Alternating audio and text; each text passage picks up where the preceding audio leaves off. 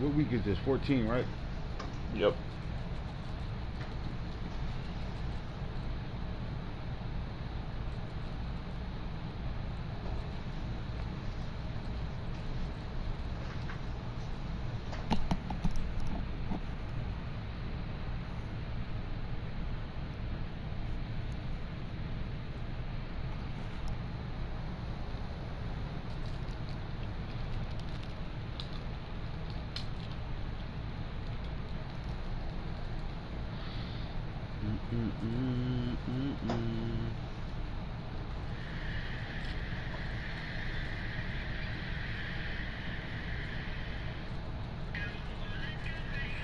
If the NFL uniforms were inverted, oh my God, look at these Baltimore uniforms. Look at the Green Bay Packers shits. They could do this too. The Redskins shit. Wow.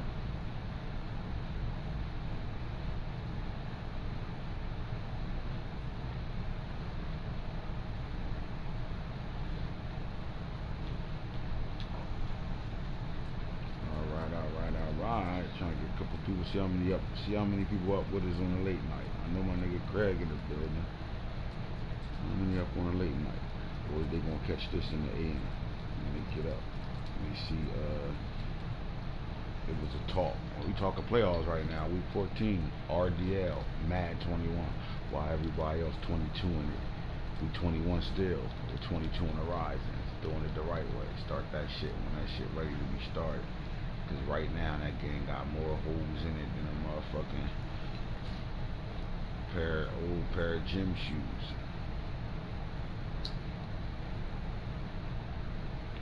Seahawks. Sharon Peters. This loss is going to stick with me for a while. We just didn't execute the way I know we can. Football team take on the 49ers. Is this the game of the week? This is why they played the game. We can't wait. This might be the game of the week, man. They talking about this first, so I really feel like Desmond Ridder could be the difference in the 49ers for the 49ers this week. Mark Scheffler from Sharef thinks that the Bears should win at home this week. So we got some marquee matchups. I'm gonna get to it right now. I just want to do our little news feed. You know, it's late night, so we're trying to get a couple heads to get on. You know, guys, on a Tuesday night, late night Tuesday night, and there for work and all that good shit. Late night conversations. You know what I'm saying? The true loyal guys, they ride out. They watch these things. You know what I'm saying? They appreciate us bringing them league news and shit and what's going on around the way right now. Man, how about this though, Nano, man? Coming down to the close of this, how hard it is to let go of the team you assembled. Very hard. It's crazy. I love my team right now. I don't even want to let them go. Name some players on your team, or just talk about your team for a second. Like, what makes it hard to let go? Especially just because also the new players that I just got, like the new toys that I just got, like they stepping up, like Jimmy Rice, it's shitting right now, and I just want to see that like transpire into something, you know what I mean? And like I'm gonna miss like Henderson and like Ritter and my defense, for real. Is Ritter one of the best quarterbacks you played with? 100%, yes. Definitely. In my opinion, he's better. He's better than Dustin Crum when I had Crum. Probably because of the play style and what I couldn't do with Crum, I can do with Ritter. As like what? As in like just a little bit of more mobile quarterback. Escape the pocket, design runs.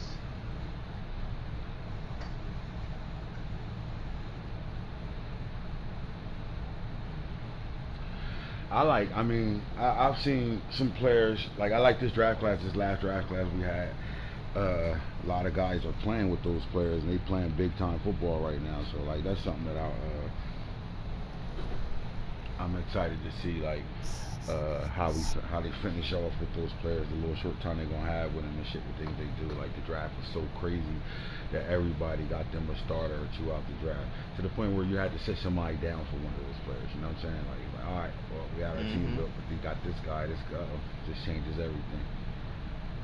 You know what I'm saying? Yeah. But then you got those guys that been there day one, some day one guys that been on your roster from the get go. And the first thing is to think about is what guys remain from day one, from the 2021 draft all the way up until where we at right now. You know what I'm saying? How many guys on your team that's been on your team since then? Let's see. So Shaka Tony, linebacker, my player. And then I traded and then Quay Walker. No, I traded for Black and Shelvin. So only two players. Right. And through all the trading and the shit I did, I still got quite a few. My entire offensive line. Waddle, Javante, Adafi Owe, Loudermilk, up until recently, 3 weeks ago, Trill Williams. That's about it. I don't really see my whole O-line. Waddle, Javante Williams,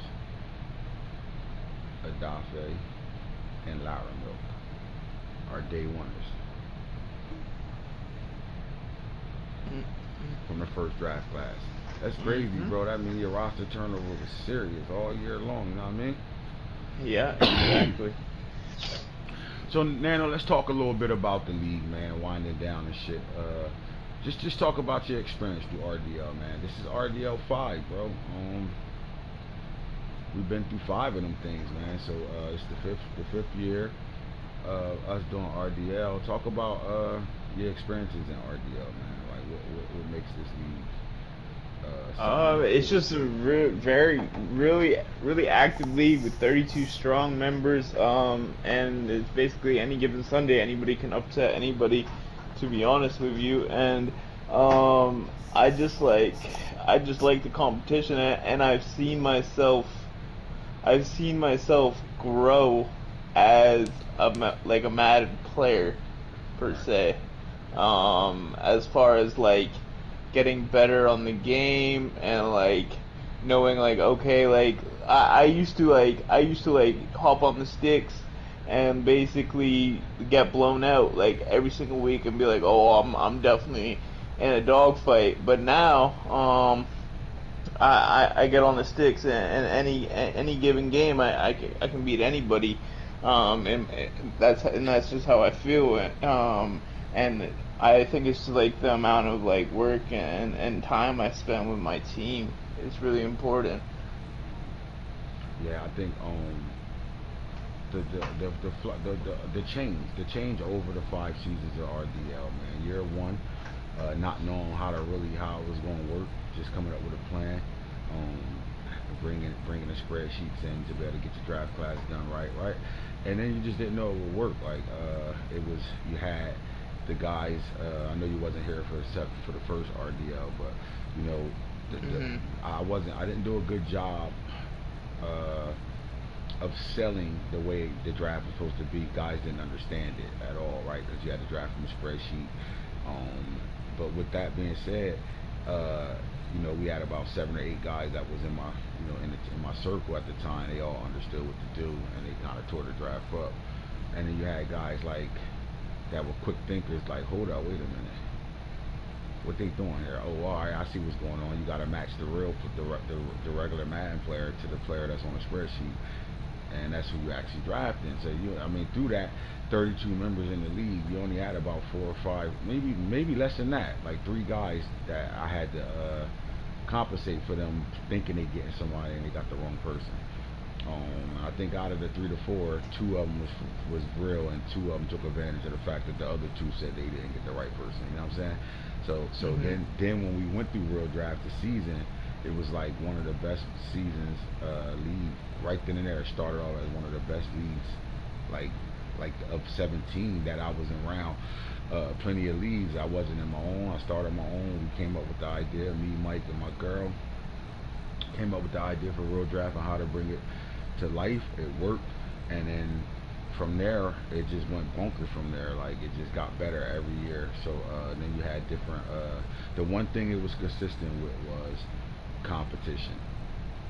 We've seen the competition change over the years. For like the first 2 to 3 real drafts, actually for the first 4 real drafts, we kind of had the same core of like 15 to 20 players. And then like new guys come in and really come in and play, and some stick around, some don't. But like it seems like every year we get a new group of guys, a new couple of guys that come in and then they become original members, meaning they stick around for the from here on out. Like we've had that. Like Matt, remember when Corey came in on 19? It was, I think he had Matt 19 or the end of 18. He came in the end of 18 and took the Vikings, and he was an Xbox player. And he had his own leagues in Xbox. He always won the Super Bowl. He came over to us, saw that the competition was crazy, and he became an original member from 18 to 19. D West and his nephews came over in 19, and they stuck it out all the way till now, right?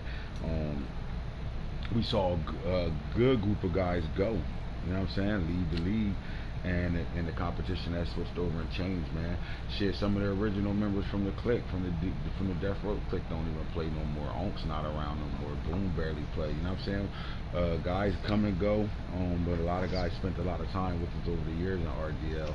And then we get to 5, and we get this new wave of players to come in, man. And like they took us to a whole different level. Would you agree there? Mm-hmm. I mean, we got some really good guys that understand it's more than just lining up and playing a game, man. These guys, like, I mean, from Game of Thrones 2, the end of Game of Thrones 2, when we started getting a couple guys coming in, like Los came in, Young Camden came, Max came. I don't want to miss out on somebody.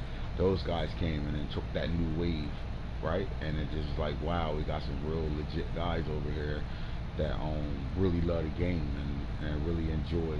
Because when you play in my league, bro, you gotta be able to intake everything. Like you gotta be able to get around. Not playing in a slow league, an edited draft. Players get edited. You gotta be able to embrace all that and still be able to look at things, and if you're not winning or you are winning, or whether either or, and look at things and not make excuses because you joined this league. And you joined this league, you signed a contract saying that you're playing in the league that I created and what I do, right? And then you see guys branch out. You see guys start their own leagues off of us, right?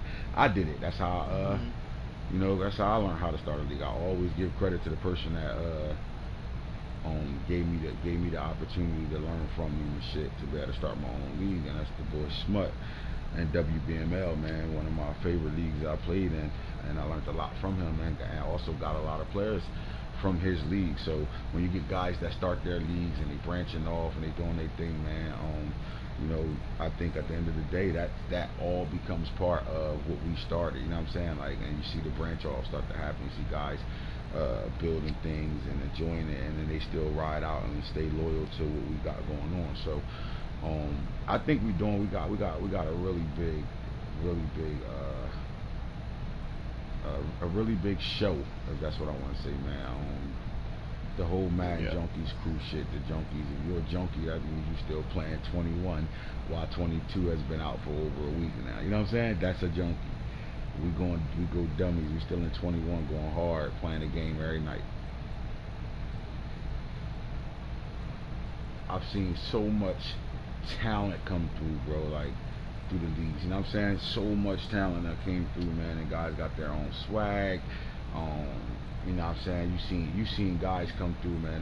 The best players I enjoy in my league are the guys that aren't successful on the field, and they don't quit, they don't go nowhere, they don't bitch, they don't complain, they keep rocking. And what happens is it's like you came in losing all the time, and you stayed at it, and then two discs later you're playing top tier football, right? So you get guys like that. Like, I think Mark would have been turned it around. I mean, remember 19? Mark had a really good year in 19. That's when he started to turn around. Mark in the military, so his time doesn't allow him to be on the game how we are. But you see the turnaround. Look, you see the, like, I see that in the Steelers now. I see that in the Steelers. Mark, if he spent more time on the game, he would be really good. And then also Los as well. Los is he loyal as shit, bro. Like, I mean, like, you know what I'm saying? Like, he loyal as fuck. But like, Los won it. He one of those guys like Craig, Rob, like those guys won it. You know what I'm saying? To the point where if they won it, meaning like they really fought all the way in and they try and get to it. And you gonna see that change with them. Not like, especially with Los. You gonna see Los eventually winning ball games to the point where he's sitting in the playoffs. You're gonna see it happen. It's just I think it's just supposed to happen. It's destined to happen that way when you actually put the work in. When you watching guys play, when you learning the techniques and you getting things done and you figuring shit out, and you also getting to the information you need to get better. And that shit happens, man. That's part of it. That's part of playing the game, bro. Now my thing is this, yo. We play this game. I take this shit serious, bro. Like I told you, I treat this shit like this. Like you know what I'm saying? I treat this shit like whatever it is. Like if it's a job, if it's work, if I'm on the block, whatever the case may be, I treat it all the same. You see that? You gotta put your mic down. What happened? Your mic is up on your headphone. Oh, they can't hear me?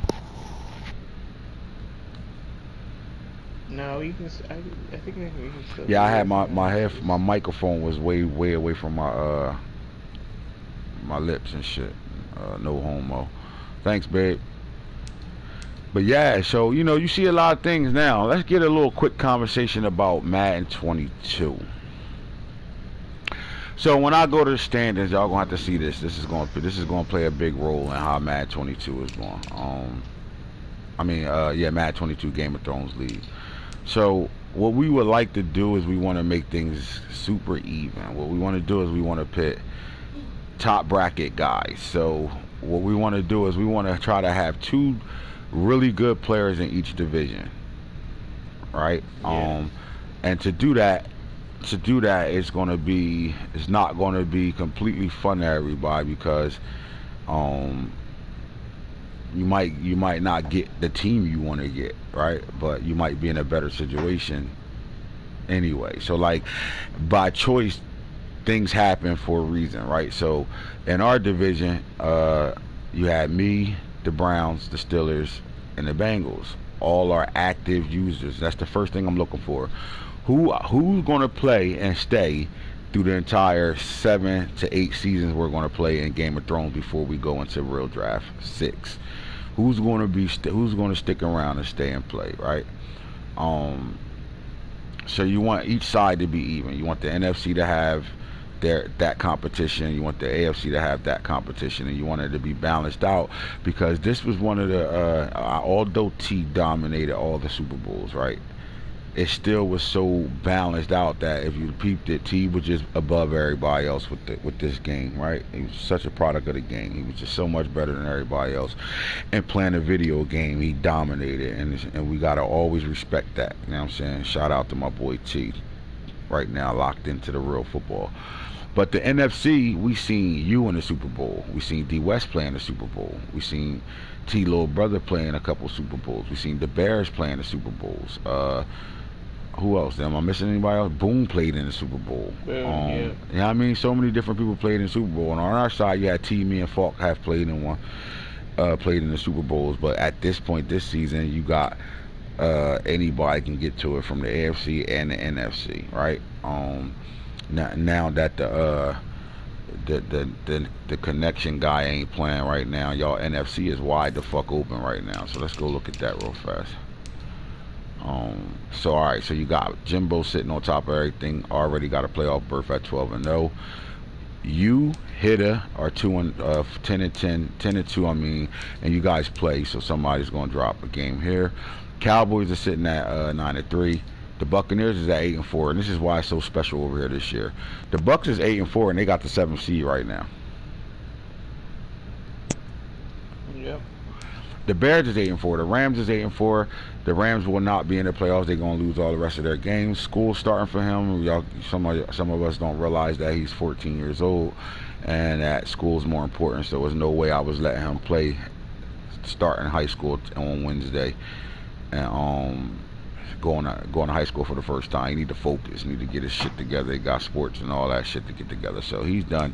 So we don't have to count him. So now that means somebody else is going to get in the playoffs over here. So if you look at it, 1, 2, 3, 4, 5, 6, and now you exclude the Rams, and you're looking at the Lions, Vikings, Falcons, all with what, 3 games left?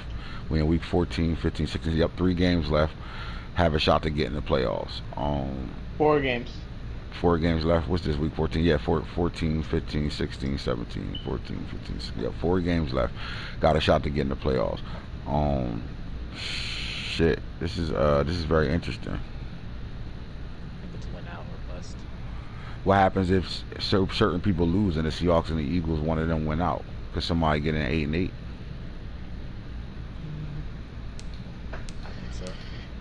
I think so. Maybe. I think so.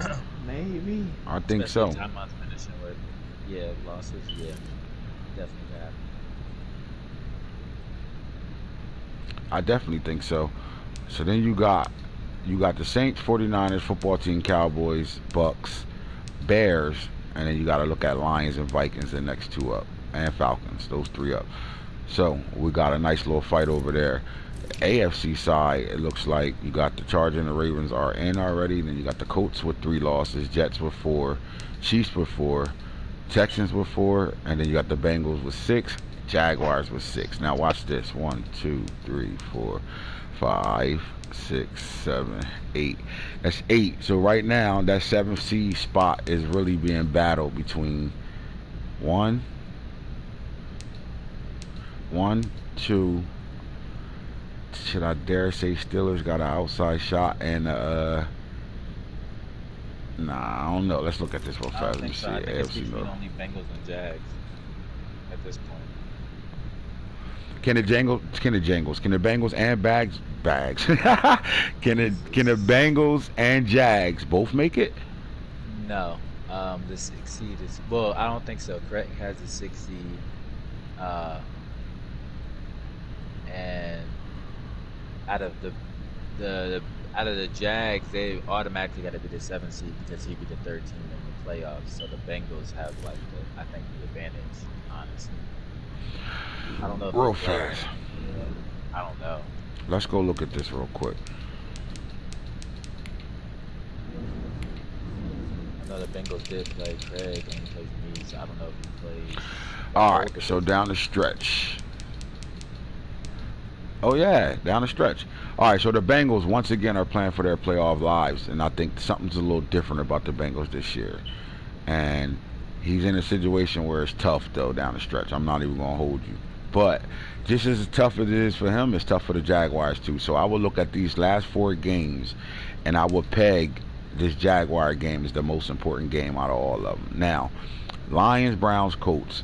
He get the first one in that Browns game, right? Drew not playing, taking some time off until 22. So you got really 3 games you got to worry about: Lions, Jags, Colts. He has to steal one of these games, in my opinion, to completely secure it. He got to steal against the Lions or the Colts. He got to steal. And what a way. Wow. All right, so let's just say he wins, and then it comes down to this game right here for him to get in the playoffs. 2 people that can't stand each other in chat. Now, I don't think y'all really don't like each other.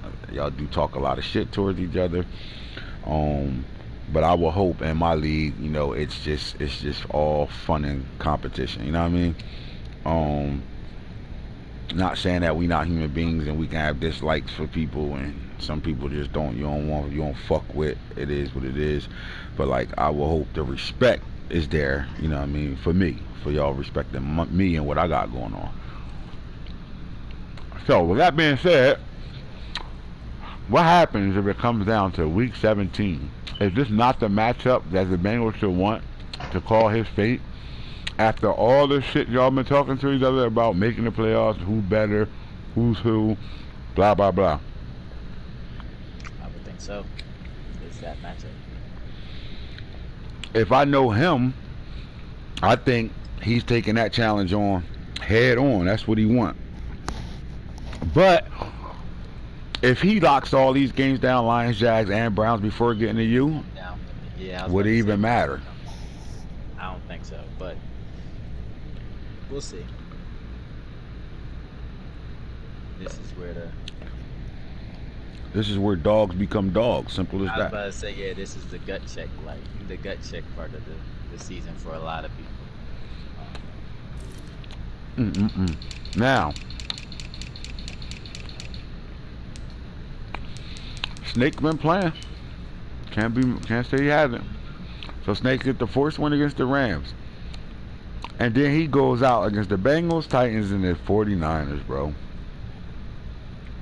This is about to be very interesting down the stretch.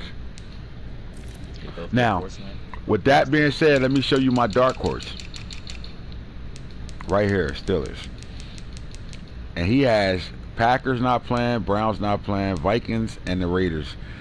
He has one game out of the last 4 games he has to play. What happens? What happens at 4-8 and he go 8-8? What happens down the stretch for that 7th seed if things don't go right for the Jags or the Bengals? Pittsburgh could definitely steal a playoff. Would that be crazy? Yeah, that would make your whole division go to the playoffs. I think your whole division would be the only one besides the NFC West and then yours that all went to the playoffs. And AFC West, everybody made it over there too. Chiefs, Raiders, yeah, everybody. That Jags Bengals game is pretty big. That's the biggest game of all, as of right now, because the Steelers is going to quietly have to deal with the Vikings week 16 to decide his fate. And then he has to sit back. If he win all these games, all he got to do is sit back and let the Madden gods and some of these coaches lose a couple of games that they shouldn't lose, because all of them.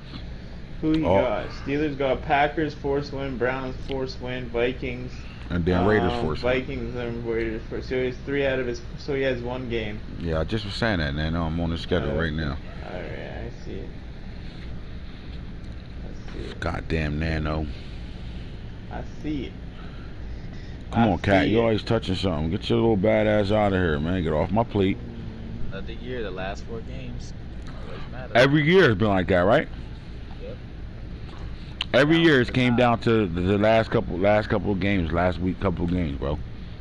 That's crazy. Games.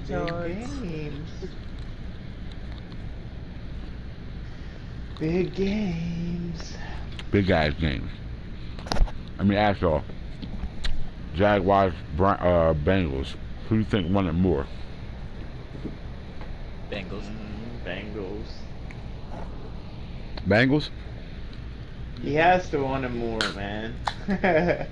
He Why? has to. He hasn't doesn't have done the same nothing pressure as this Snake. man. He Like doesn't have the same pressure as Snake. he has too much. He has a lot of pressure. Snake Hold don't give up. a I'm not fuck. just gonna let you slide past that he hasn't done nothing is this, because I can beg to differ that he has done a whole lot. He made the playoffs. He has been a playoff He team. made the He playoffs. restructured the Bengals. Okay. The Bengals. He's did a hell of a job GMing late. Yeah, I was about to say the Bengals are kind of a sketch. Yeah. He also, I mean, when you look at teams, you got standout players. When you in my league and you can make players do what it do, like look at them DNs, bro. He's been a pass rushing guy at the DN spot this entire He's always had a top 5 guy. I just feel like the Bengals needs it more because just to stay like he's not like ass. You know what I mean? So he got to get in the playoffs this season for him not to be ass. That's what you're saying. So you calling him ass right now? That's what you're doing. I look at the Bengals and I ain't worried. I ain't worried about No, that ain't the question. Ain't nobody asked you to be worried. I asked you, are you calling him ass? Are you saying his whole Nah, fate I comes ain't down to calling this him making the ass. playoffs this season? Nah, I ain't calling him ass. No, I just think he needs to make the playoffs. Like, it's just one of the last seasons, and I feel like he would like to get in. Like he should want to get in. It's his chance. Like he should be licking his chops right now. If I was in his position, I'd be licking my chops right now. All right, so let's get back to that Jaguar schedule coming down the stretch. Snake has in his way right now. He got a forced win in week 14. And then he got the Bengals, Titans, 49ers all active. So that Bengals game becomes the most important game of week 15 right away. Tips down right away. Now I'm talking about that shit go down. So I think the Bengals. I don't think he should have pressure because honestly, I think he's been playing good this season. He had a couple of mishaps that I thought kind of hurt him. The Bears game killed him, and that Vikings loss hurt him. Two games that really killed him, especially the Bears game. He was up, should have won that game. And his losses this year. The Jaguars lost to the Titans already, so that's not a safe game down here, right? Titans is not a safe game at all because he's lost to the Titans before, so that can go either way. And then the Bengals, I definitely like the Bengals. Basically, he was talking about you. Who wanted more, you or the Jags? But you got to show up and make the playoffs this year. And then I asked him because he said you asked. So I asked him what he meant, but you really calling him ass, and then you're like, I ain't mean it like that. He pretty much. He ain't ass. I just feel like he needs to get in order to stay like, oh yeah, I need, like, I want to make it. You should want to make the playoffs. Everybody should, their goal should be to make the playoffs several times. It's not good enough for me to just say, oh, I made the playoffs once. Like, that ain't good enough. You should want to make it and upset somebody in the playoffs. Talking about the playoffs, the playoffs will start the day the tree looks like this. Ravens will have the first seed in the AFC. Saints will have the first seed in the NFC. The number 2 versus 7 seed will be the 49ers and the Bucks. I love that matchup if that stayed the same.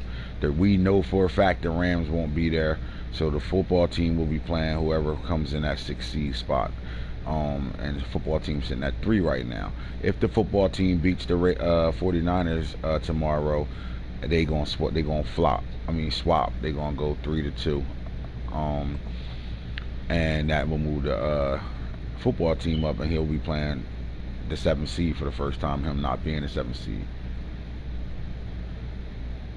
Fact, scary 7th for anybody in that position. Hell yeah, So that's a scary 7th seed right there.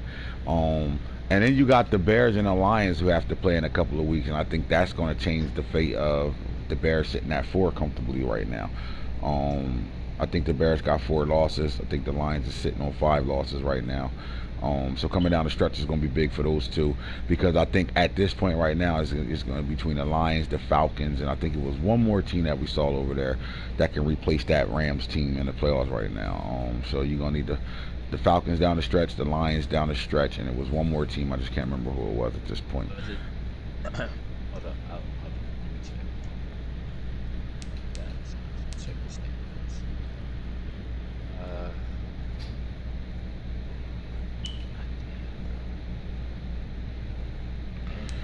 Now on the other side, you got Chargers versus the Bengals. Bengals are in at this point right now, 7th seed. So with them being in, if they went out, they in.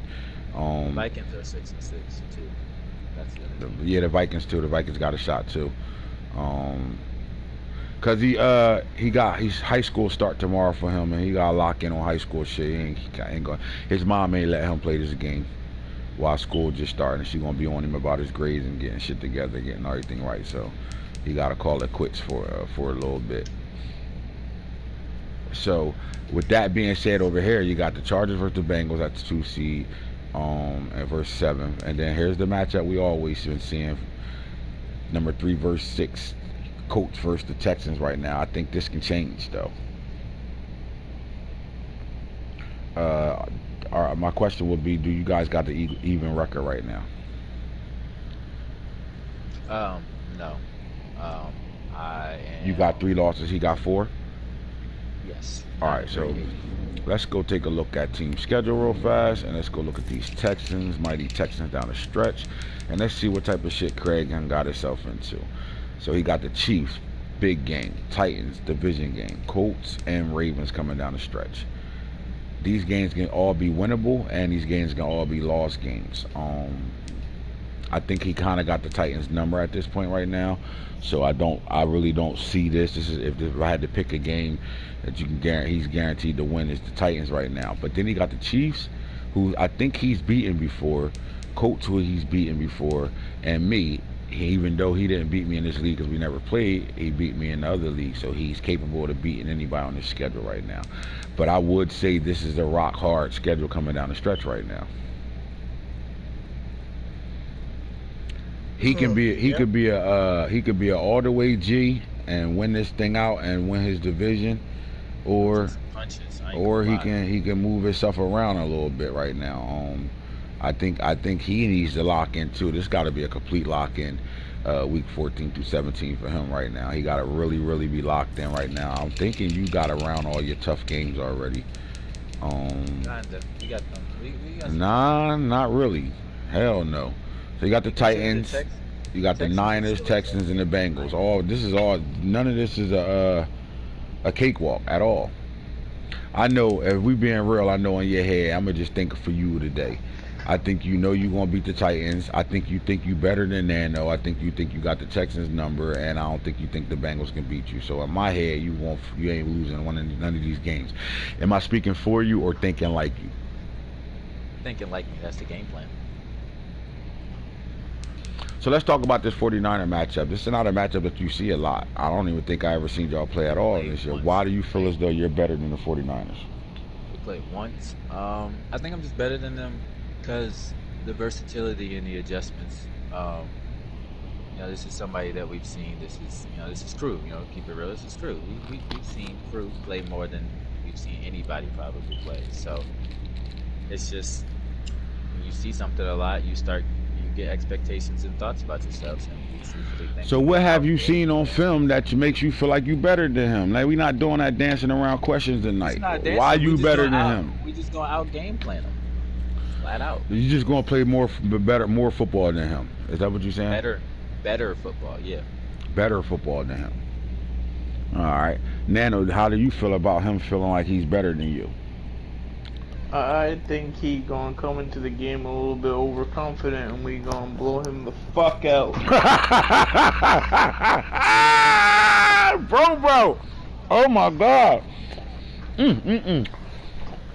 I'll leave it at that. When the nigga tell him say it with his chest, he say it with his chest, huh? Damn. You might be quiet right now. He just said, I think you're going to come into this game a little overconfidence, and we're going to blow him the fuck out. I mean, hey. Right, pimp down. Donna, pimp down. Oh my God. And I've been saying blowouts all year. They putting 50 on Craig, ain't do that. They was putting 50 on somebody else, ain't do that. So he ain't say 50. He said he gonna blow you the fuck out. They don't gotta get 50 to blow you the fuck out. At all. We'll see.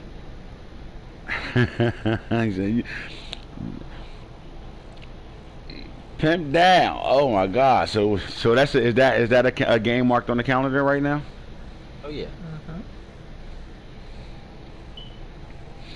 So what does this do? Like, all right, for being on a squad right now, right? What does this do for y'all too? Like how important is this win? I'll ask you first, Nano. How important is this win for you to beat the Colts? It's important. He he calling himself mini guru and shit. Nah, I ain't with that right now, you know. So He said you ain't with that shit. Kid called himself mini guru. Ain't with that shit right now. Oh my I god. have never in my life said I was mini guru. We Y'all go. niggas call I me have that. text Get the fuck messages with that. Get the exact fuck out of here. words. I got can real bring talks up for the you receipt. saying mini guru. Okay. You can pull them up. What? So basically, He said he got receipts though. I got real talk for you I was saying just I'm saying, mini just guru. let Get me the hell just- out of I here. was Wait, just you saying not this. gonna I'm- sit here on a headset right now on a real talk when we doing a show called Real Talk and they gonna sit here and say you ain't call yourself the mini guru at all. I've never just flat out my mouth been like I'm exactly mini guru.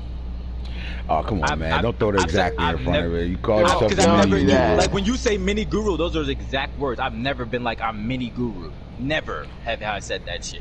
Ever. No? No. Mini Oh, they guru. going down. No. I I pay don't homage. know, Thank you, man. Thank you, Hey, Fug. man. Thank you, I don't- and thank you, Fug. I don't give a pay fuck if you homage in called mad yourself that or ways. not. I've I never don't give a just said fuck. mini guru. What I'm saying is, y'all kind of got a situation going on right now, man. What does this do?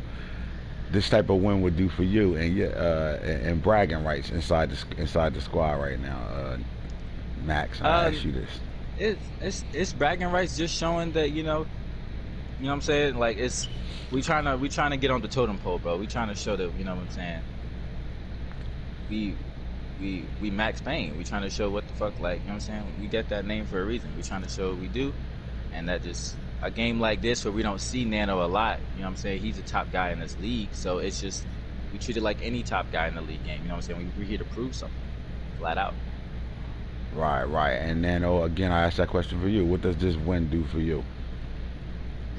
Just solidifies that. I mean, you know, you can beat somebody that's a top player in the league as well. I think Max has shown that he can definitely compete for a top 10 spot in the league. But I'm gonna try and definitely beat him, so that to say like he not where I'm at yet. You know what I mean? Right. He not where I'm at yet. So that's the goal in that. All right, well, that's a big game coming down the stretch, man, because wins and losses are the game, and wins and losses are going to decide playoff order, playoff position, and who's in and who's out. Simple as that. Flat out coming down the stretch. So, again, the playoff stretch looks like this right now. 2 versus 7 in the AFC are Chargers versus Bengals. 2 versus 7 in the NFC is the 49ers versus the Bucks. 3 versus 6 is the Colts and the Texans in the divisional game, rival game. 3 versus 6 is right now the Washington football team. We do know the Rams will not be in it. 4 versus 5 in the NFC will be the Cowboys and the Bears if it was to start today. And so same thing over here in the AFC. 4 versus 5 will be the Jets and the Chiefs. And this was a matchup from last year that Shogun's need to have a revenge game in this moment because he got aired in that game. So let's get over here, talk about some things going on right now. That's the playoff matchups and down the stretch. So we know the team that's fighting down the stretch. The Bengals is on center stage right now. The Jaguars are on center stage right now. And I think quiet as kept, the Texans is on center stage right now. So show up or go home, one of the two, right? Let's go look at what's going on in the yearly awards right now. So Shador's back on top of the MVP race right now, 11-1. Shador's sitting there looking for a second MVP. Justin Fields is number 2 right now. And Henderson right here at 3. Jalen Berger's at 4, and Corey Richardson, the my players, at 5. They were your 5 MVP races that we think all still have a shot to winning it, except for Burgers. In the AFC, Offensive Player of the Year, you got Sanders, Fields, and Ruggs are your top 3. We're not going past that. I like the fact that Jaleel Ruggs is on here. I think with the games that's coming up, I think we're going to see a lot of Jaleel Ruggs, and the possibility of him moving up this ladder a little bit. But we got 2 quarterbacks and a running back are in your top 3. I usually do top 5, and because I'm looking at what I see right now, I want to do it, but we're going to stay away from that. Let's go to the NFC. Offensive Player of the Year, you got Henry sitting up here, Burgers at 2. Then you got 2 quarterbacks, Corey Richardson and DJ Ugalele. Defensive player of the year is in the NFC. Elijah Atwater still is on top of the defensive race. Henry Totioto and Kenyatta Jackson at DN for the Washington football team. AFC defensive player of the year is Hammer Nasir Dean. You got Chris Rump number 2 and then Justin Flo is number 3. The top 3 defensive player of the years. Offensive rookie of the year, you got Rand Moss at 1, Marshawn Lynch at 2, Torrey Holt Jr. at 3, top 3. Then I tell you Bombs is gonna move right the fuck up. I don't give a fuck how he did it. He got his ass. Wasn't he like 9 on his list or 8 or some shit like that? He was like fucking like 8, bro. What he do in his last game, man? I'm gonna go. I don't even want to look, but Didn't I tell you? Motherfucker Montana was gonna move up. I told y'all Montana. Nigga Torrey Holt, bro. Montana Jones. Doing everything he can on the field, bro. Like, what did he do last NFC Offensive Rookie of the Year while you looking for those stats.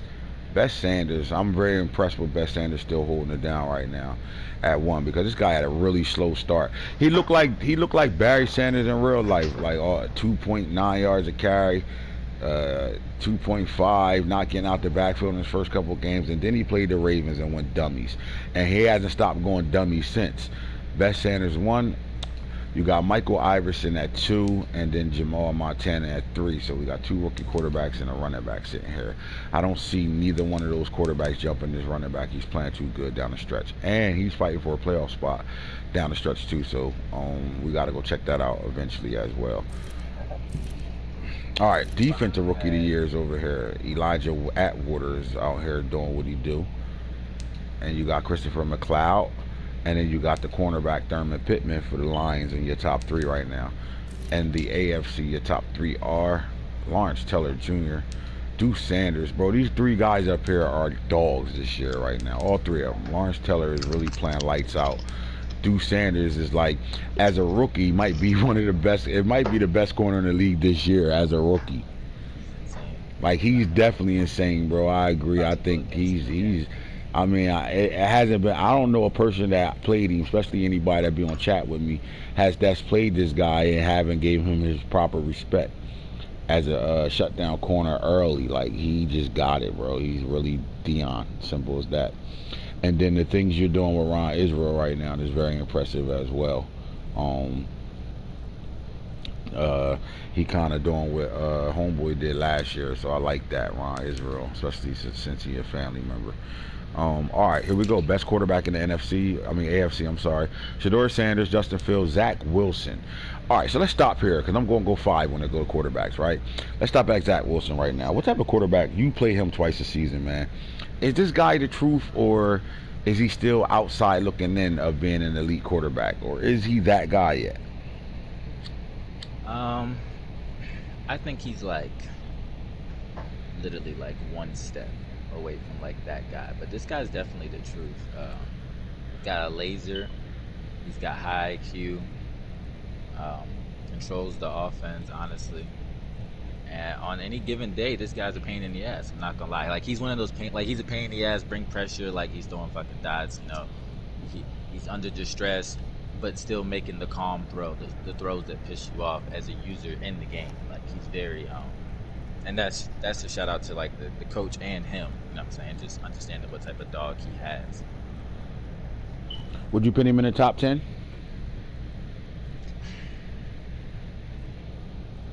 Currently, yes, actually. Yeah. Like well, right obviously now, currently he's top 3. Like right now, top 10 for sure. All right, the guy, the same way you talking about Zach is how I feel about Ewers. I think he is one confident play calling away, one game of confidence of play calling away from being like crazy. All right, so let me break this down. What I'm thinking. So I had to learn how to play with Lamar to the point where I feel like I mastered how to play with him. Right. Then I learned my offense is better when I spread the ball around to multiple players. So it started with the run game, having multiple running backs out there, right? And then our offense opened up even more. Some guys' numbers went down, but the entire offense opened up even more, right? I think that's what you're seeing right now. And I swear, I wish we had like 5 more seasons to play. And I think we'll be talking about Quinn the same way, 5-star, right? And here's why: I play him twice a year. Um, no matter if I win the game or not, I see specialness all the time. And what I'm seeing is, I'm seeing the coach is starting to understand his weapons and how to, put them in situations where they can get to it, and he understands his quarterback a lot more, to the point where he knows the throws he can make and everything. I think he is advertising. I think that offense is really legit over there, and I think it comes down to confident play calling will change this offense being one of the top offenses in the league, because he's using all those weapons over there. Like, we've seen him play, and we saw John Ross be considered an elite receiver at one point, but we never seen him use 3-4 weapons in the passing game, and then have a running back that's going dummies too, even though he got hurt. But before the injury, he was running that running back really well, along with throwing the ball to 4 weapons, and having success. And I think that's the quarterback. And the way he flings that thing around. It also has a lot to do with the person controlling him, is the coach. But I just think 5-star is, I'm not calling him a top 10 quarterback. I'm calling him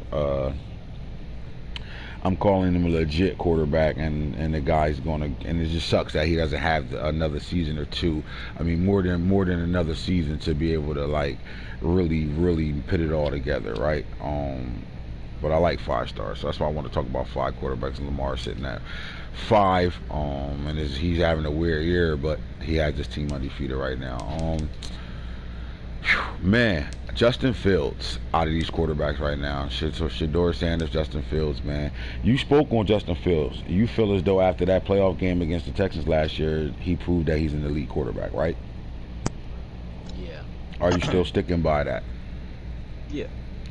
All right, so talk about it. What made you feel as though you could call him an elite, and that moment of feeling when you feel like he arrived to be an elite quarterback? Because elite means you top 5. Yeah, I feel like any given Sunday when we like play people, a lot of the times after I play them, they're like number one thing is like this nigga Fields, like his ability to make pressure throws, like guys like literally in his face mauling him, his ability to sit there and command the offense sometimes, or see the right offense and make plays out of it, and his ability to use his legs, like, I'm saying, he's just a fucking, like, he's an all-around stud. And his throws are confident throws. I don't throw the ball with him feeling like, what I'm saying, we just flinging that shit up. Like, he throws the ball with purpose. I mean, you got Justin Fields. Since you have gotten Justin Fields, do you feel like your offense has gotten better every year? Yes, definitely. It's the offense has shifted a little, but I definitely think it's got better every year, and I feel like my record has gotten stronger, and my production has gotten a lot stronger, like in the stats, since I've got Fields. So let's talk about some of these quarterbacks. Let's go back to Shedeur Sanders. So Coach Falk got Shedeur Sanders. Shedeur Sanders is a dual threat quarterback. A lot of y'all can go watch his highlights and will not tell that he's a 4-4 guy at all, right? You're never going to see it on field, ever, right? Because Dion, his dad, will not allow him to be labeled a dual threat quarterback. So he showed he could do it from the pocket, and he showed it all throughout high school, and we're about to see if he can, still show that in college. As he's going to be a starting freshman for Jackson State. With that being said, Falk plays him just like Shedeur's played, right? You don't see Falk running around with his 90 speed quarterback running all around and all that. He's playing from the pocket with him, so he's playing with the quarterback the way he was built. Even though he has that dual threatness, he actually is mimicking exactly how Shedeur actually plays in real life. So then I come down to Justin Fields. If you watch Justin Fields highlights, I know I made you watch them. I'm not saying like I forced you in them, but I wanted you to get a feel of how I built him and what do you have and what he's good at, right? And try to make that work on a game the same way you see him in real life? Do you feel like you accomplished that?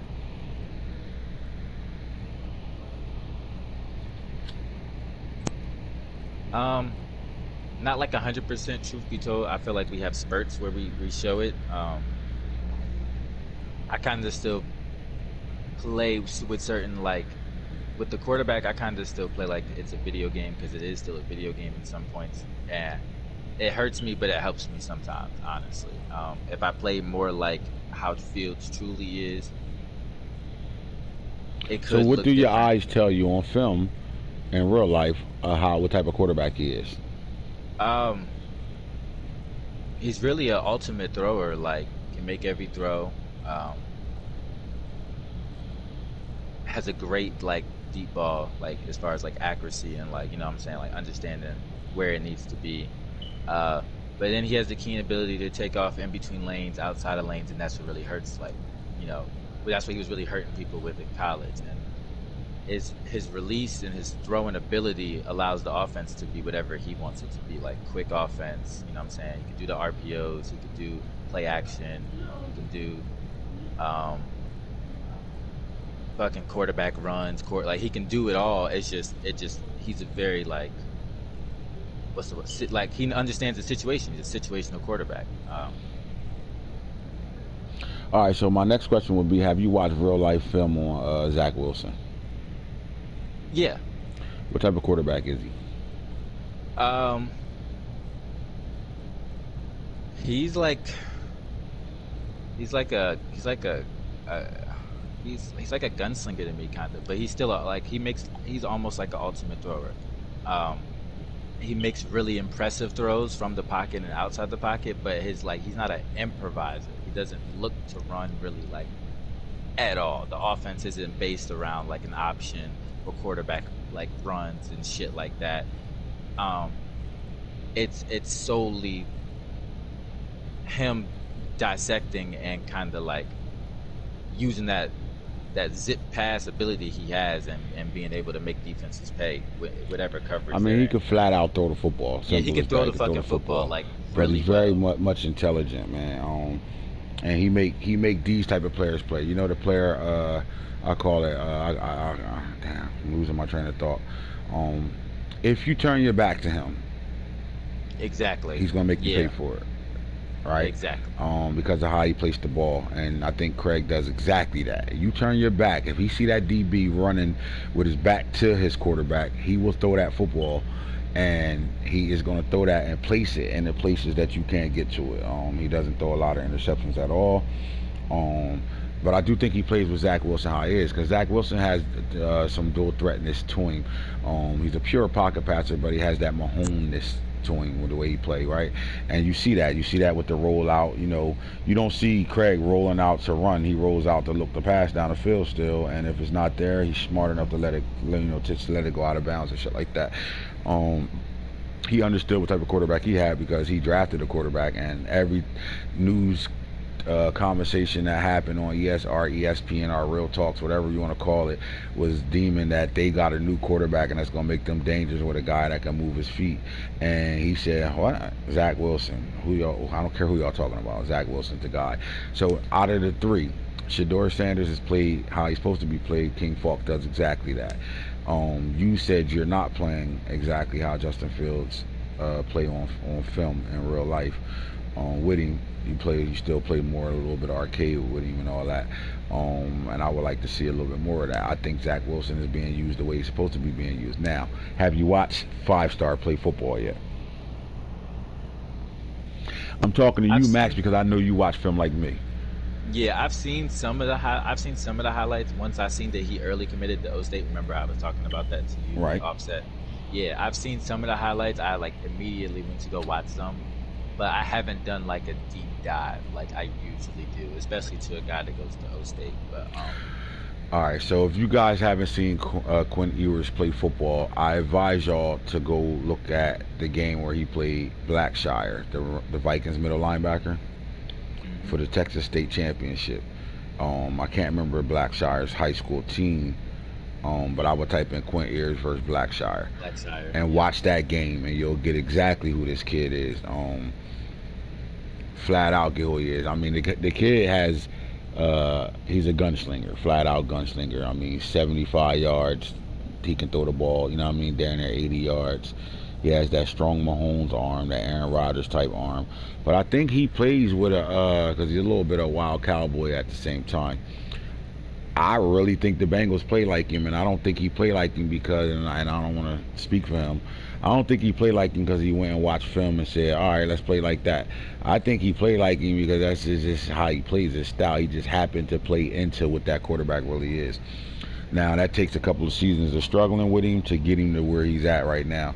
But the guy is he's the next thing, y'all. And trust what I'm telling y'all, he's the next it factor, like where you're going to be like, damn, this guy is going to be, the number one pick in the draft, and his draft time coming. Do you feel as though the number 5 quarterback on this list, am I playing with Lamar Jackson how he's supposed to be played, how he play? Not this year, but overall, yeah. Not this year, though. Still, like, at spurts, yes. Big games, I would say yes, because I've seen and played in a big game with you. Yes. But not every game have you played exactly how traditional Lamar's played. All right, well, what you saying, I don't agree at all. I'm saying I play with him just like he's supposed to be played. I do throw the ball way more, but I think we don't pay attention to how much Lamar throws because he makes so many splash plays running the ball, and everything's always talked about his feet, and they criticize his arm. But if you really go back and break his film down from his rookie year taking over and losing to the Chargers, but you have to watch that whole game, because if you watch that Chargers game, you see a guy that can't make a throw, and then all of a sudden at the end of that game in the fourth quarter, you saw a guy like, wait a minute, we got flashes of maybe he can throw the football, right? And then that whole next year, the MVP year, he showed he can throw the fucking football anywhere to anywhere, and they still criticize him about throwing the ball outside the numbers. Well, I think Madden got him exactly that way.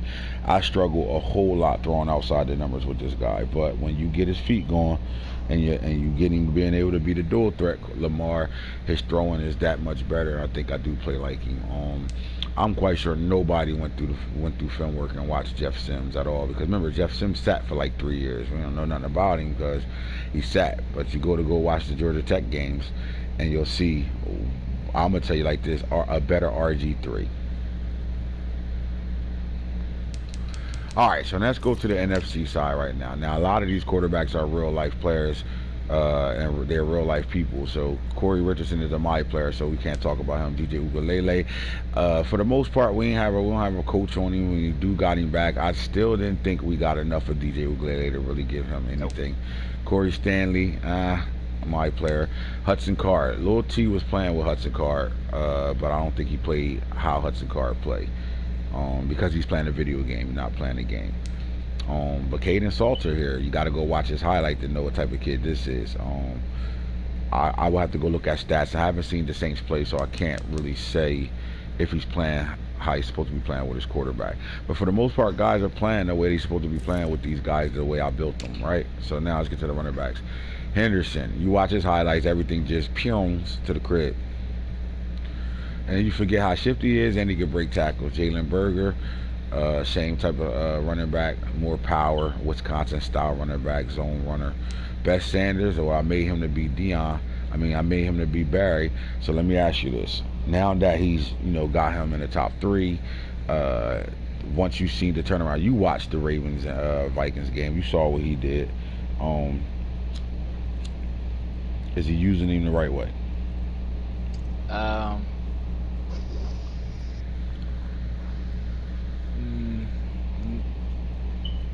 Kinda, yeah. Why are you saying kinda? Explain yourself. I think he could do more. I don't recollect the game like completely, but I think he could do more. I remember he's not running a lot of inside runs, but he was running, not necessarily getting them in situations to abuse the speed and the agility, the open spaces. I don't think he really passed to him that much either. Did the Lions throw to Barry Sanders? Yes. Not necessarily. Well, they did. Hell They no. did, but They they barely did, but threw the not ball. really. Barry Sanders wasn't known as a back catching the ball at the He wasn't backfield. like Barry no, but Sanders the speed part, like you Barry might be Sanders able to was like. known as a back. Give him the fucking football and let him make magic happen. And when he played me, that Ravens Vikings game, that's exactly what the fuck happened. Give him the ball, let magic happen. Because his longest run was up the middle, right up the A gap. One guy missed, shake this guy, take the angle, and we out of here. See ya, you know. So I like what he doing with him. I think he plays with him. You know why? And it ain't for the positive shit he doing with him. It's for the negative shit. Like, you can't make this shit up. Go look at how many Barry Sanders rushed for more negative yards than guys rush for positive yards in their career, bro. That's a fact. What I'm saying to you right now. He lost more yards than some guys rush for in their career. And still was top 3 in the most rushing yards ever as a running back. Think about that. Go watch highlights, man. Go watch the highlights. I think he playing with him. Now, this game ain't built for the right analog stick to do all that juke and shit. So he can't get it. You ain't going to see that. So what you're going to see is the wiggle. And the wiggle is considered the juke now, right? Because you don't have the right analog stick to make all those moves and make them look real sexy like you're looking 20. But what we have is the left analog stick, and that left analog stick meaning you got to make guys miss with the wiggle or taking, your cutting is really left analog stick. So I see it, bro. I think he's playing with him exactly the way he started off negative rushing yards everywhere, and then all of a sudden, pure. And the guy's the number 3 running back over in the NFC. I like what he's doing with him right now. AFC running backs right now. Now you got Jaleel Bruggs. You got Branson Robinson, and then you got Marshawn Lynch Jr. right now, man. These top 3 running backs right now. So you got 2 bruisers and a motherfucking lights out speed burner. How do you feel about the Texans using his first true pick that he grabbed himself, where it's like, this is my guy? How do you feel like he's using him? You think he's using him the right way? Yeah. Like, is there anything that he can't do with him? No. He's small, so like catching the ball is like, you know what I'm saying, he needs to be more open than maybe a taller guy, but like, no, he does everything.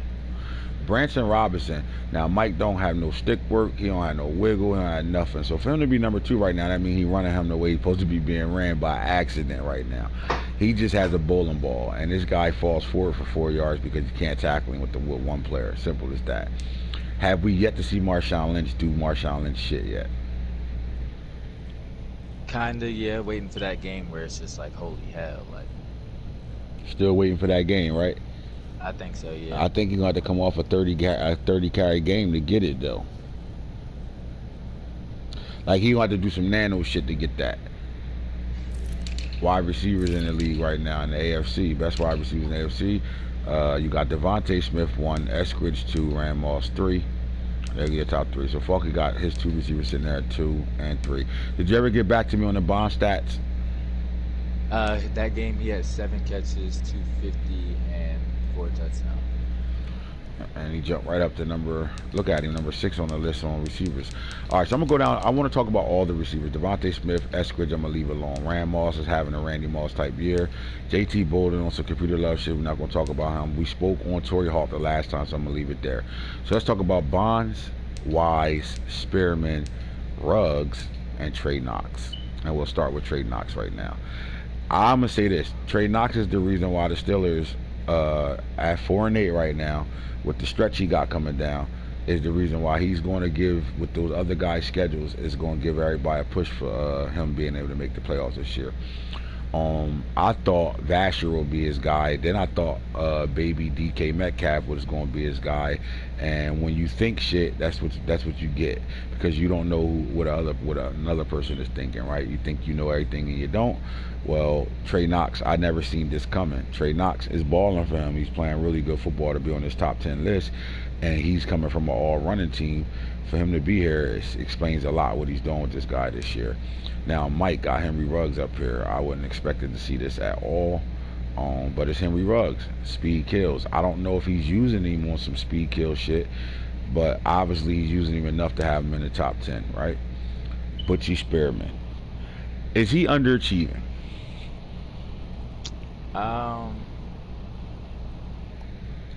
He's underachieving, but he's also being underused still, kind of. That's my point. Does Butchie Spearman have the talent to be a top 10 receiver, top 5 receiver in this league? Not just the AFC, the entire league.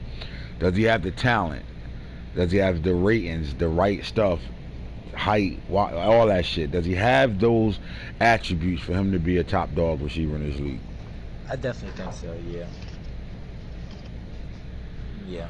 So what makes you think he's underused? Nano, go to Honestly, his stats. Go to Butchie stats.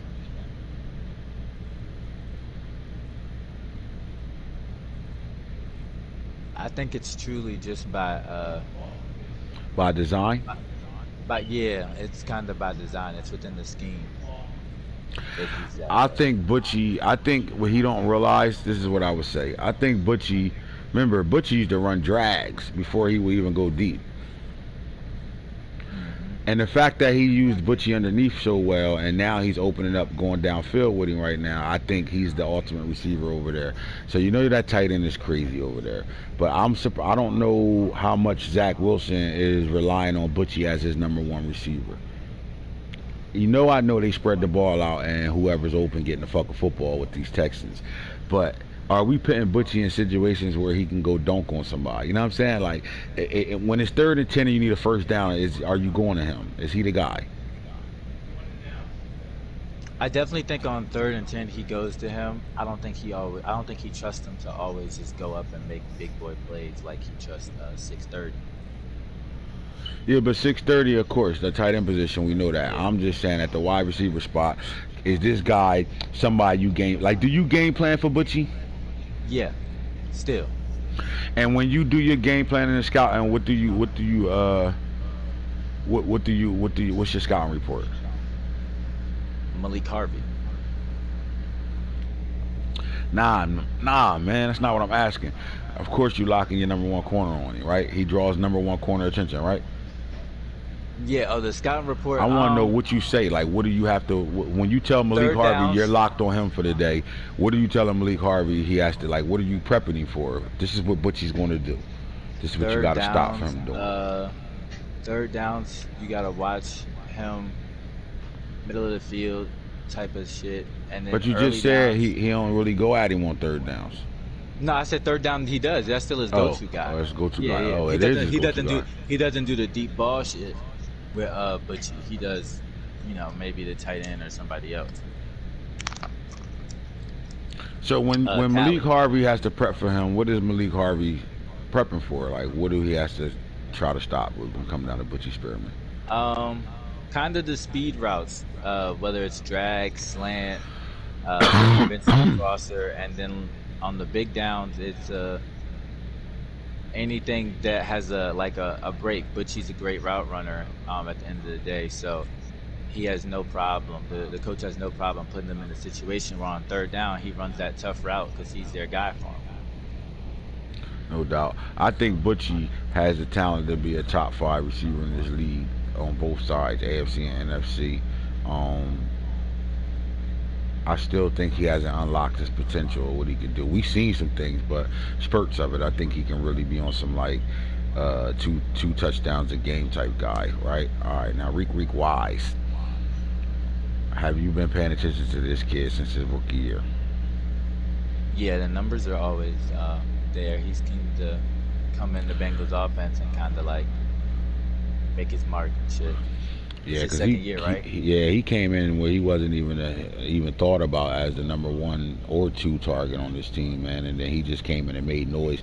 He's that dangerous, bro. Like, this guy can do it all. He can catch the ball deep. He can beat you on running routes, and he can beat you on jet sweeps and shit as well. Like, I do think that this is 5 stars number 1 target. You might not see it all the time, but I do think he's the number 1 target over there. And the shit crazy because he actually is the reason why that offense is opened up the way it is. When he unlocked him and realized his potential last year, it brought him into a comfort zone this year where, come on, man, you got 3 receivers with 1,000 yards, and now you got a tight end pit network right now. It's hard to stop this guy because who do you lock? You lock your number 1 receiver, your number 1 corner on him, he's still getting wet. You know what I mean? So I like what he's doing with him. I think he's playing at a high level right now. Now we go to number 6. Now Romeo Bonds, I don't think he's definitely just in a situation where it's too many receivers that touch the football at this point. But I told you down the stretch, depending on what that schedule look like, what he gonna do with this guy. It just sucks that he's on a team that he really wasn't needed for, like luxury pick guy. But if he wanted to, he could make this guy special. He's just not gonna have the time for what he had over there. But you brought Torrey Holt in Jr. You brought him in right away. And to be honest with you, he's your number 1 receiver on your team right now. How did that happen? We talked about this last Real Talk, but like just tell me how that happened one more time and how he became comfortable to be the most targeted receiver on your team. Honestly, it came from looking at just this, what my offense went through last year when we drafted him, seeing where he could fit in as far as like on the field and the production we was getting. Then after that, practice mode, seeing some impressive shit, which led us to going to watch film. Film was like, oh shit, reminded me, like, I've seen Torrey Holt's film, of course, he's a fucking Hall of Famer. But just rewatching it was just kind of like, damn, okay, we got this type of guy, so let's go and put him in those type of situations. And then just starting off from week 1 and then just trusting in him and the way that he was made, that he would be successful.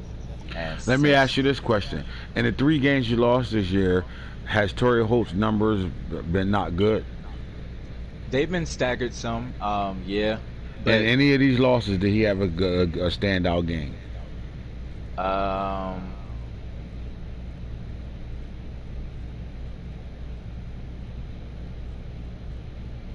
I don't think so, actually.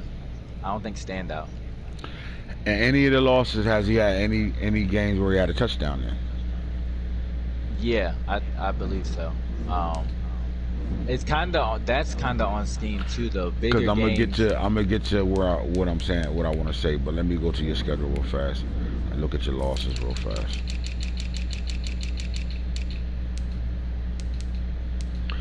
All right, so against the Ravens.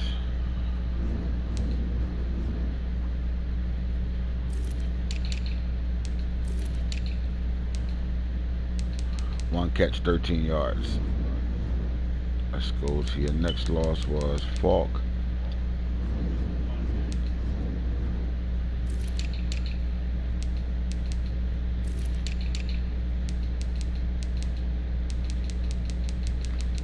He ain't touched the ball at all in this game.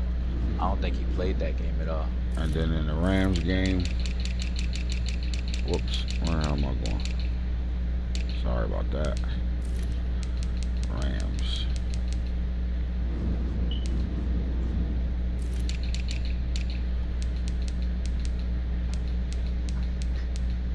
One catch, 16 yards. So in the big games, he hasn't really done shit but caught 2 passes, right? Now my question is, for him to be your number 1 target, the guy to get targeted the most, do you think that played a contributing to the fact that you lost those games? Kinda. And maybe he wasn't really ready to be the number 1 targeted guy, because in those games, the games that you win in, he's targeted a lot in those games and he's producing for him to be on his list right now. And in the games that you lost, he has a total of 2 catches in 3 games. So my question to be is he that guy, or did you force him to be that guy? It could be both, or I know it's just like I said, part of it I know is scheme, because bigger games I don't necessarily play him because he never truly unlocked. So it's like I'm dealing with the type of caliber guy he is. But all right, so that's by choice then. Ain't nothing wrong with that. I completely understand that. He not unlocking no matter what because the snaps never counted. Yeah, so in those games you don't want him on the field. And then it's like even against like Falk and against the Rams, he had chances to make plays, just truly had drops. Like, you know what I'm saying? Like he was in the game sometimes. Sometimes we took him out because we needed a different caliber player. But he had attempts, but he just didn't come down with the big plays. So let me ask this question. In the NFC, right? Mm-hmm. Khalid Burton, bro, is he the best receiver in the NFC? Let's just be real right now. Let's talk. Is this the best receiver in the NFC? shit. I Remember, don't we see on a why real not. talk right now, so speak your real talk mind. How you really feel about what I'm asking right now? I don't feel like he's not. I feel like yeah, he's the best receiver in the NFC, honestly, Said based that a off of little production. fast, like you really don't believe that shit. Is he the Nah, best I'm receiver playing the in the game NFC? too. Based off of production, I really think he is the best receiver in the NFC. Like, Because I definitely think he's the best receiver in the NFC. I think yeah, we just don't pay attention to him because he's not playing in late. He's not playing in, late December, January, and February. You know what I'm saying? He's not playing late where it yeah, matters. You don't really see him, and you don't really get to see him on TV a lot. We're not watching his games, none of that shit. But year after year, since he's been in the league, he's been on this list, top 1, 2, or 3 every fucking year right now, man. And you play the Vikings, he's the #1 target over there, and yet he still continue to come out of games looking like a dog. I think he's the #1 receiver in the NFC, and I think he's fighting for a top 5 spot in the entire league. And it's hard because Falky got 3 sitting there that could be in the top 10. I mean, top 5. You know what I'm saying? So it's hard to completely call him a top 5, but I definitely know he's in that top 10.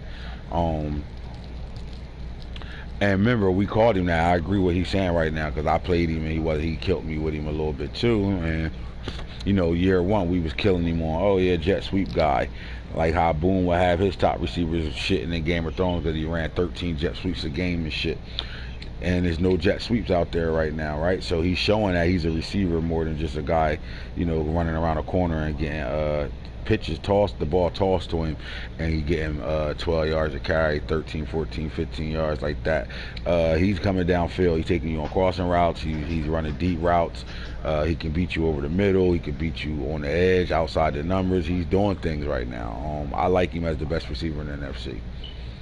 And you said you're in agreement with me, right? He is the best receiver in the NFC.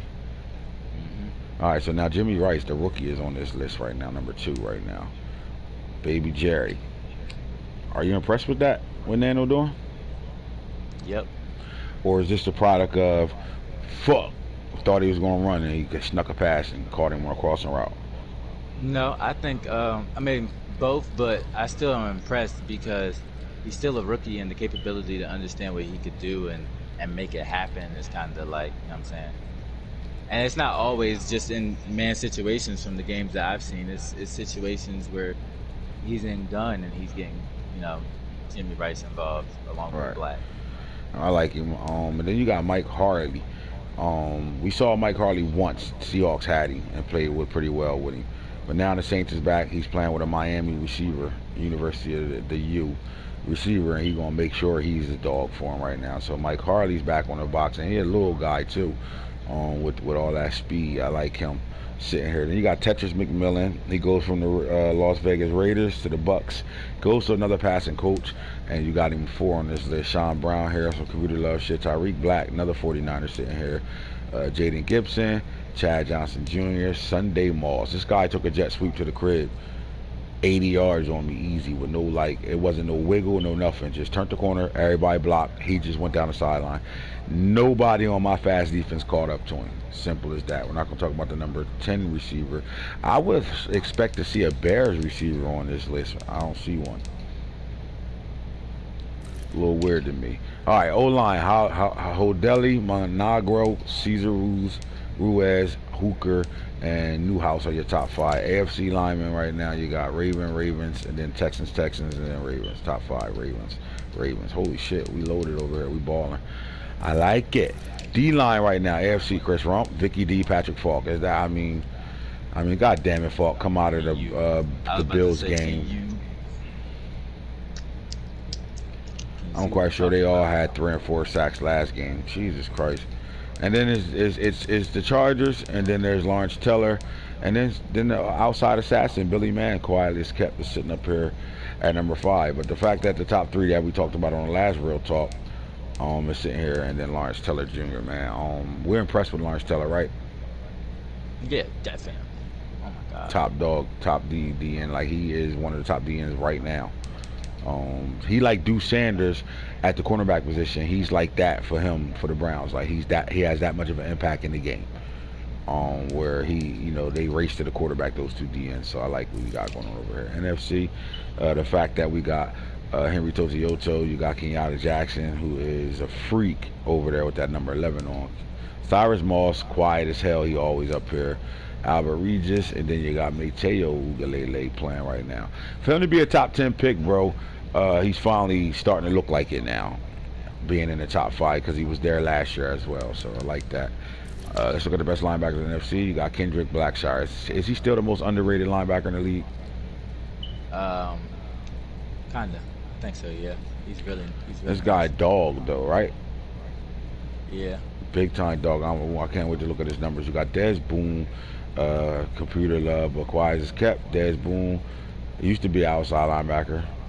Still plays on the front line and nickels and stuff. But his thing is, you're not going to get him covering the passes and coverage a lot as an outside linebacker. He's not a drop back linebacker. He is going to go get the quarterback, and it's that simple. So a lot of his stats is with his hand in the dirt, but he definitely is a Hall of Fame type DN. If you DN linebacker / DN, if you look at the numbers over his career. Quay Walker at 3, you got Zach Tillery, and then you got Trezmont Marshall. Anytime you see the football team, they got linebackers on this list for sure. AFC linebackers over here, you got Justin Flo, you got Hammer at number 2, Jacoby Stevens at 3, Julian Jones 4, and then Kalen DeLoach at 5 for the Chiefs right now. I like these linebackers. If you look at the top 10 list from the NFC and the AFC, who would you say had a better linebacker group? So let's start with the AFC right now. Justin Flo at 1. Let's go back to the NFC. Number 1 is Kendrick Blackshire. Number 2 is Desmond Boone.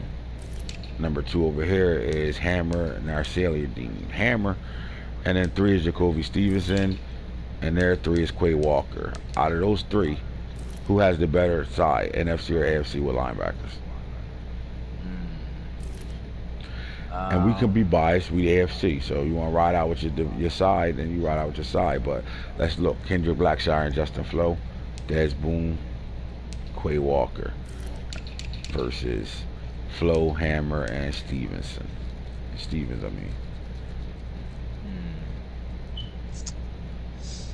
It's not just an easy thing to say, even though we AFC guys. It's not really that easy to just be like, yeah, the AFC got the better linebackers. Even Boone, CPU, even Boone's actively on that team. Quay, and then. But would you say the NFC linebackers they run stoppers more than drop back and covering passes? Because you say the NFC run the ball more, right? Yeah, and run stop heavy, I would say. Yeah. Even though you got true passers over there like the Bears, even the Lions throw the ball way more than he should be throwing the ball, but he throws the ball. But yeah, I like it. Justin Flo, Hammer, Stevenson. Now Julian Jones in his second season. DeLoach, Junior Seau, rookie. Bishop Gorman, little brother. You got Jeremiah Trina, Funa, and then Dylan Moses. Those linebacker names is off the hook. But now you go back down. You got Zach Tillery, Trezmont Marshall, Christopher McLeod in his first year. The Wolverines here, Zion Cheeks, underrated, Tyreek Austin Cave, and KJ Britt. I think when you go down, you start going down a stretch, it's like really you could just pick your poison. I don't know who got the better side when it comes down to fucking linebackers, bro. Yeah, the linebackers is loaded for sure because the NFC starts getting freaking crazy. He said Blackshire covered too. I bet he a dog. Oh, I know. All right, so let's look at DBs real fast. All right, so Elijah Clark, Cormani McLean, Julian Barnett, Bubba Bolden, Daxton Hill are your top 5 NFC. AFC, you got Galvatron, Travis Hunter, J.C. Horn, Deuce Sanders, and Drew Castaneda. Who's better, that top 5, NFC or AFC? Let me see it again. Elijah Clark, Cormani McLean, Julian Barnett. Their top 3 DBs are corners. Then it's Bolden and Hill as safeties in the NFC. And in the AFC, you got Galvatron safety, Hunter, Horn, and Deuce Sanders, and then Castaneda is a corner, all corners. Who got the better top 5? AFC. Okay, let's go from 6 to 10. Devon Diablo, safety. Jerron McPierce, safety. Cornerback, Rashad Wildgoose. Rookie safety, Ron Israel. Cornerback, Fred Davis II. They have next 5. In the NFC, the next 5 is Dyson McCutcheon. You got Trajan Williams. You got Jalen Armour Davis, Kamari Ramsey, and Avery Bass. Who got the better DBs, AFC or NFC? AFC takes it all the way. I think the AFC takes it. Yeah, AFC takes it. And I'm definitely speaking biased, but like I don't know, like nah, AFC takes it. I just think the NFC DBs is kind of underrated because you do get a lot more running coming out of the NFC than you do AFC. That is true, but it's like the DBs in the AFC just like not just covering. They be making tackles. A lot of those guys you named, like even though the corners, some of those corners is like hitters. Like, yeah. I mean, Elijah Clark, quiet as kept, got an eye for the football. This guy is a turnover magnet, bro. Like, then we sleep on him. I think we don't show, and this is what I mean by, playoffs is what you want to get to, and you want to win ball games and play late.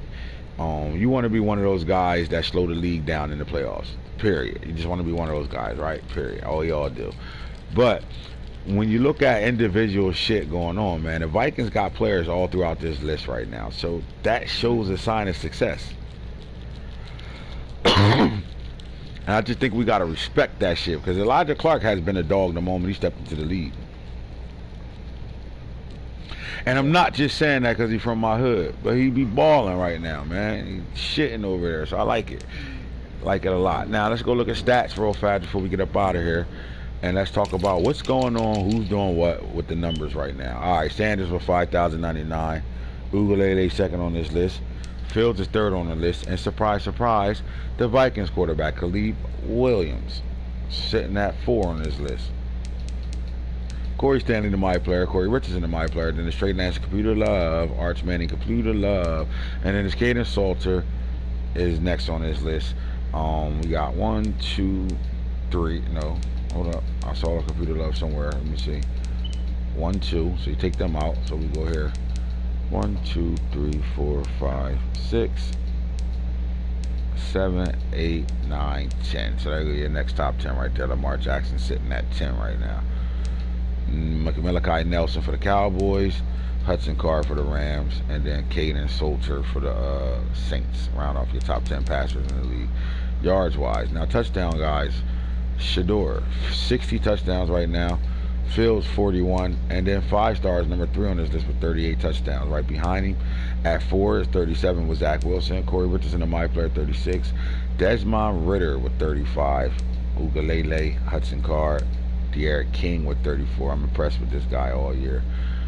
Touchdown guys. So all your 30 touchdown guys, 32 with Stanley, Salters 31, Jackson 31, and then right behind that is Khalid with 26. Now the only downfall with Khalid is he got 35 interceptions to 26 touchdowns. Got to get those numbers better, man. I think he turned down the turnovers. He win more ball games. All right, in a rushing situation right now, who is running their running backs in the fucking hole right now? Jaleel Ruggs, he got on a pair of Ugg boots. He ready to fall the fuck to sleep. He tired as shit. 226 carries. God damn. Anytime you be in nano, you running the fuck out that football, man.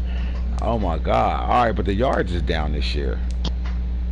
Yeah. I mean, we in week 14 and nobody has 2,000 yards rushing this year. Is that guys just throwing the ball more than we think, or is that the league got better against the run? A little bit of both. It's week 14, and guys, there's only one person. There's only one back on 200 carries. So, I mean, that's something to say within his name too. There's only one back with 200 carries. Yeah. 15. I mean, this race down the stretch is interesting right now. Who's going to be the league's rushing leader? It's 1573 for Henderson, 1544 for Ruggs, 1524 for Burgers. Bess Sanders is the next 1,000-yard back on here with 1167. So we got 4,000-yard backs in week 14 right now. Oh my God! I'm not even talking about nobody that don't got 1,000 already. This shit nuts. All right, so in touchdown makers right now, Henderson with 22, Burgers 21, Best Sanders 17, Ruggs 16, Shipley 13. That's impressive. Branson Robinson with 12, Travis Etienne 11. You got C.J. Marble, Computer Love, Karen Williams 10, Kamara Wheaton 10, and Jason Nelson with 10. They get double-digit touchdown runners right now. Those numbers are down this year. Rushing touchdowns and receivers. The catchers right now, who catching the ball the most. I mean, this guy get the football, bro. Khalid Burton, 81 catches right now, 2,014 yards. Are we seeing this? I told you with his production, yeah, he's definitely like best NFC receiver. I really was trying to look at the list while I was playing. If the touchdowns go up a little bit, we could call him the best receiver in the league this year. Jaden Gibson with 80 catches. Eskridge with 70.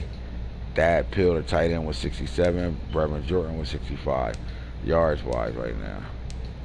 So we have one receiver at week 14 with 2,000 yards. So you know he's going to finish higher than that with 4 games left. Devontae Smith, 1648. Eskridge, 1393. Derek Howard, 630 with 1143 right now. Rand Moss with 1116. You got Jaden Gibson with 1106. 1066. Brevin Jordan, the tight end. Humphreys with 1,000. Sean Brown with 1,000. Tyreek Black with 1,000. Tetris McMillan with 1,000.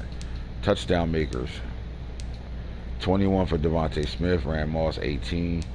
Derek Howard 17. Falky went right to stats. Saw I was leading that. Took that. I'm coming right behind him and taking it back. Derek Howard 17. Eskridge 16. Jimmy Rice with 16 touchdowns. Torrey Holt 15 touchdowns. Sunday Moss got 12. Brevin Jordan 12. Jaden Caruthers, the tight end, with 12. JT Bolden 12. Enrique Wise 12. I told you he getting that thing spread out. So Enrique got 950. Let's go to the Bengals. He right back at it again, bro. Like that's what I'm saying, bro. Like, how can we like you can't disrespect this, man. There's no way you can disrespect this when you got more than 12 people in the league that barely got one guy with 1,000-yard receiving yard. This guy got Reek got motherfucking 950 with 12 touchdowns. The tight end got 780. He's on his way to 1,000 with 12 touchdowns. Mechie quiet 908 with 7. He one more game away from 1,000.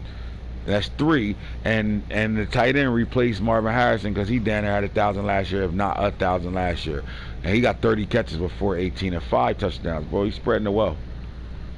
We gotta start showing some love with this shit, man. Seeing those numbers, that change your mind a little bit about the Bengals. Like when you got match up with him week 17, do you feel like you gotta do some homework? Is this a game you need to do your what you famous for, your film work, or this a game you could just line up and play? I don't think it's a game I can line up and play. That wasn't the plan out the gate. But now that you see that he spread the ball around and he got guys shitting, does that make you feel like you got a game plan a little better? Yeah, we can't take the game lightly. We got to go in there and treat it like, you know what I'm saying? We got to treat it like it's a guy just as hungry as we are. So we got to go in there with full intensity, you know what I'm saying? Like all 4 quarters playing football. Well, motherfucking do it all. Derek 680 got 17 touchdowns as a receiver right now. He's a 1,000-yard guy. I told you Eskridge, Jimmy Rice, Santana. Since Sunday, it's early one Sunday, Moss. Jet sweep was round the corner. Shitting Brevin Jordan, man. The Bears go as that tight end go over there. Caruthers, 12. Wise, now Bond got 12. Claypool. We ain't seen Claypool in a while. Got some names up there. And Butchie Spearman with 11. All my 10 guys. Wilson, McMillan, Shelton, Bruce, Hamilton. They're your 10 guys right now. Let's go look at whose offensive lineman is giving up the most sacks on a year. Let's see who's letting it up. Adrian Ely. Perry Waters for the Broncos. Blaine Harris for the Broncos. Randy Higgins. Elijah Vera Tucker. Torricelli Simpkins. John Poe, Rapal, Ben Richmond. Yo, these tackles, man, a lot of these guards and shit. I thought, man, when I said I would go through this, you would see more tackles. I guess the top ones are. All right, let's get off of negative stats and let's go look at tackles on the season right now. Bro, Hammer got 107 tackles from the linebacker spot right now. Shawnee Teller from the free safety spot with 87. Cornerback Avery Bass got 83. That makes me question shit. Is this guy playing corner or he got his ass sneaking him at safety somehow? 83 tackle. That's a whole lot of tackling right now. That means guys catching outs, slants all in front of him. He got to make the tackle. All right. Tresman Marshall, Ty McBride, Tyreek Austin Cave. All your 70. You got another corner, Eli Ricks with 75. Tackle for losses was down, I know, on my team, but they not down. Dez Boone balling that's on some computer shit, 20 of them. Totioto 17, Cyrus Moss 15, Marcus Gandy 15. You got Tyler Shelvin with 14. Devontae Wyatt, Baymore, Kenyatta Jackson, Billy Convery, 12, 12, 12, 12, 12, 12, and so on. We're going to go to the sacks. All my double-digit sack guys. Chris Rump got 24.5. Vicky D was 17.5. Henry Totioto 15. Lawrence Teller 14.5. Marcus Johnson 14.5. You got two defensive ends coming off the edge, racing to the quarterback when they both got 14.5 sacks apiece, bro. I mean, we've seen this already with Chris Rump. I keep telling y'all that we already seen this story, but this guy played every last one of his games, and this is all him doing that shit. Lawrence Teller Jr., Marcus Johnson. Are they the best tandem DNs in the league? Yeah, definitely because of the youth. What they got must be something special, like, you know what I'm saying? Right. Kenyatta Jackson, Mateo Ugalele with 14.5. Then you get to Julian Jones, linebacker with 13. Patrick Falk from the D tackle with 13. Regis from the right end with 12.5. Billy Mann 12.5. Cyrus Moss 12. Elijah Atwater got 11 sacks from the safety spot, so that means playing sub linebacker, right? Or is he coming down making that? I need to know that, fo. Is he at the sub linebacker getting these sacks, or are you coming from that safety back deep and just rushing and blitzing him and shit? I need to know, because that's a lot of sacks for a safety, bro. He looking like Jamal Adams on why he just got that big contract. Like, oh God, what?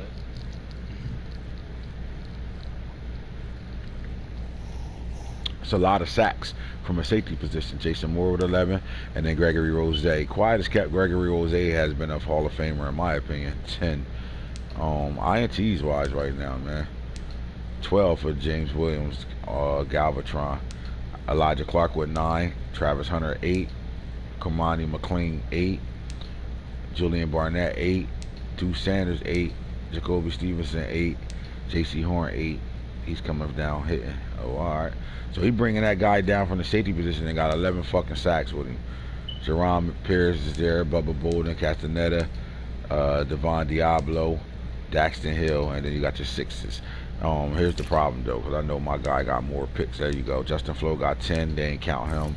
NFC. Let's see if anybody else over there. 8. We already got those. Pussy of Jamal Adams. Yup. For real, bro. He's coming down here. He's coming down from that safety spot, going dummies right now. All right, so the league leader in INTs are 2 Ravens. You got Justin Flo at the middle linebacker spot, man in the middle, and then the man playing deep is James Williams, Galvatron with 12, 10, and then there's Elijah Clark with 9. He's next up. I don't think I've seen another 9 there. Nope, 8. NFC, make sure I only seen 1 9. Yep. All right, so Elijah is 3rd in the league on INTs. Those numbers are down too. Deflections, who knocking shit down that should be picking shit. Patrick Surtain got 11. Clark with 11. D. John Warren 11. Deuce Sanders 10. Oh my God, them corners balling. Kermani McLean and then Thomas Graham Jr. all got 10 or more. Let's look at forced fumbles. Who's doing the most? Alright, Cam Bond, the safety over there for the Lions, got 4. Deshaun Barham, the linebacker, with 4. And then it's 3, Billy Mann, Christian Harrison with 3. Forced fumbles on the year right now. Lawrence Teller, Malika Starks, Christopher McLeod, Chad Surratt, Dallon Everett, so on. I don't care about fumble recoveries. I do care about any safeties this year. Julian Jones got 2, and then you got a whole host of 1s. Touchdowns. Who got the most defensive touchdowns right now? Alright, so Jacoby Stevens lead the league with 3, even though we got 3 of them tied. Isaiah Bolden, Julian Barnett. Something ain't right. We gotta keep looking. Something ain't right. Hold up. Something ain't right. There we go. I knew it. Justin Flo with 4. To the crib right now, leading everybody with INTs to the crib. We're gonna FC. Make sure ain't nobody on there I ain't miss. 3, Julian Barnett. Alright, so now back to it. Justin Flo leads the league in defensive touchdowns. And then is Isaiah Bolden, Julian Barnett, Jacoby Stevenson with 3. Then we got a whole host of 2s. Alright, fella, that's your stats. That's how we balling out right now, man. Big games coming up. Play your games, knock them shits out. Let's get to the next week, because the playoffs is right around the corner, man. And I want to see who's going to be doing their damn thing. And don't forget, once you get the whole squad on headset to be able to do the Hall of Fame Real Talk, whose players are getting in. Simple as that. Right now. And here's the franchise guru, late night. Holla at me.